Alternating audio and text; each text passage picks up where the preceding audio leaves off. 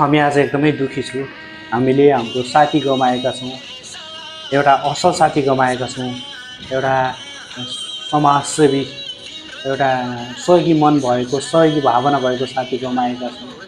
योभन्दा केही महिना अगाडि हामी केएलसिसी घुमघाम गर्न सँगै गएका थियौँ, हाँस्यौँ, खेल्यौँ, नाच्यौँ, होइन, फोटो भिडियो खिच्यौँ। तर हामीलाई छोडेर जानु हुँदैन जस्तो लागेको थियो, तर चटक्कै आज छोडेर जानुभयो। एकदमै दुःखी छु साथी। तपाईँको आत्मा चिर शान्तिको कामना गर्दै शोकाकुल परिवारमा धैर्य धारण गर्ने शक्ति प्रदान होस्। तर हामीमा त यति पीडा छ, जन्म दिने आमा बुवामा कति पीडा होला। छोरो आउने बाटो कुरी बसिरहेकी आमा लासको बाकस देख्दा कस्तो अवस्था होला। छोरो आउने बाटो कुरिरहेका बाबा लासको बाकस देख्दा कस्तो होला। दाइ आउने बाटो कुरी बसिरहेकी बहिनी लासको बाकस देख्दा कस्तो मन होला, कसको मन नहोला। हाम्रो आदरणीय साथी नाम वकिल मुखिया, होइन, अनि नेपाल घर रौतहट जिल्ला नगरपालिका बौद्धमय नगरपालिका सरबुजा 8 रौतहट घर भई रोजगारको सिलसिलामा विगत 2.5 वर्षदेखि मलेसियाको असाई मुकुजाई कम्पनीमा काम गर्दै आउनुभएको। योभन्दा 2 दिन अगाडि कामबाट रुममा आउनुभयो, खाना पकाएर सुत्नुभयो। सुतेदेखि सधैँका लागि सुतिदिनु भएछ। हामीलाई छोडिदिनु भयो, घर फ्यामिलीलाई छोडिदिनु भयो, स्वर्गको प्यारो हुनुभयो। उहाँको आत्मा शान्ति पाओस् स्वर्गमा। साथी, हजुर जस्तै असल साथी अर्को जन्ममा पनि पाओस्। त्यही आमा त्यही बाबाको कोखबाट जन्मिएर हामी जस्तै मसँगै फेरि हामीसँगै भेट हुने एउटा अवसर मिलोस्। धेरै मन बकानिएर हुन्छ। किन जानु पर्यो? भगवानको प्यारो त एक दिन अवश्य हुने थियो। बिचमै छोडेर ठुला आशोचन र सपना देखाएर गर्नुपर्छ भन्ने एउटा हौसला देखाएर आज भगवानको प्यारो हुनुभयो, स्वर्गको प्यारो हुनुभयो। स्वर्गमा राम्रोसँग बास होस्। र हामी एकदम यो दुःखद घडीमा त्यति धेरै बोल्न सक्ने अवस्था त छैन। उहाँको फोटो हेर्दा, उहाँको भिडियो हेर्दा मन भकानिएर आउँछ। र योभन्दा जन्म दिने आमा बुवालाई कस्तो भएको छ होला। विशेष गरी जन्म दिने आमा बुवालाई सहन सक्ने शक्ति प्रदान दियोस् भगवानले। अनि एकदमै उहाँको मृत्युको खबर सुनिसकेपछि धेरै भौँतारिनु भएको छ अरे। मेरो प्रिय साथी पनि यतै हुनुहुन्छ। उहाँको ठ्याक्कै अङ्कल पर्नुहुन्छ, होइन?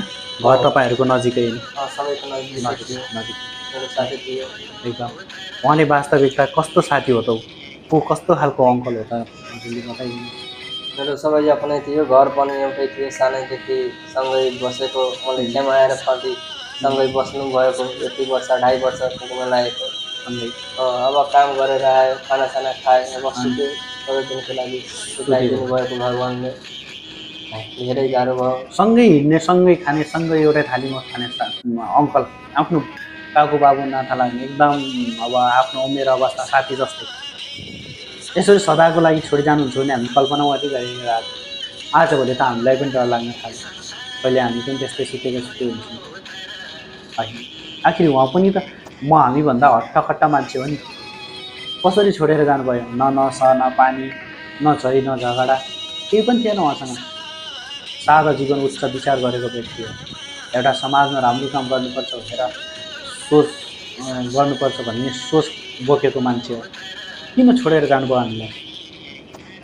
विशेष गरी यसमा एकदमै हामी दुःख छु। यस दुःखद घडीमा सम्पूर्ण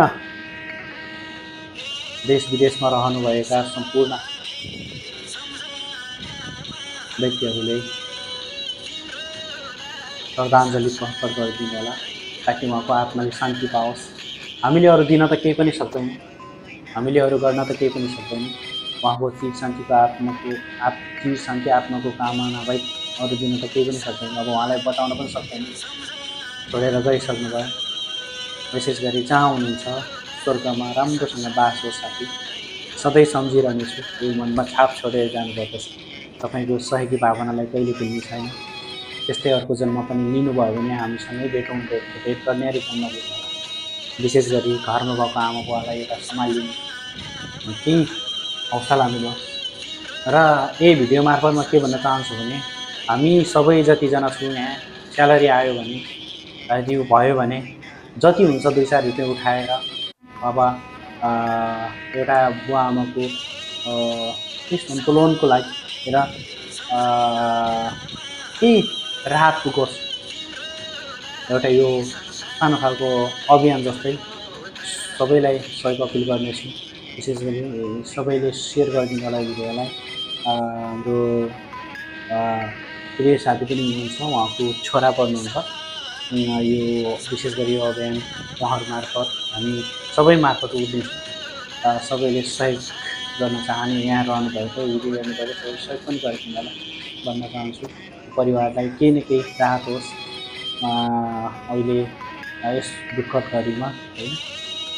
सबैजनामा म विनम्र अनुरोध गर्न चाहन्छु भन्दै हजुर के भन्न चाहनुहुन्छ?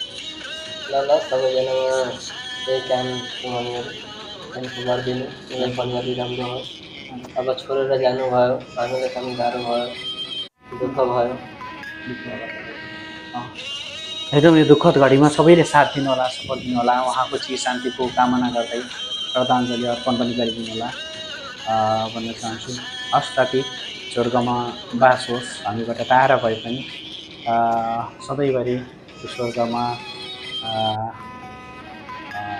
हामीले दिएको यो श्रद्धाञ्जली एउटा शब्दले तपाईँको आत्मा शान्ति होस् भन्न चाहन्छु।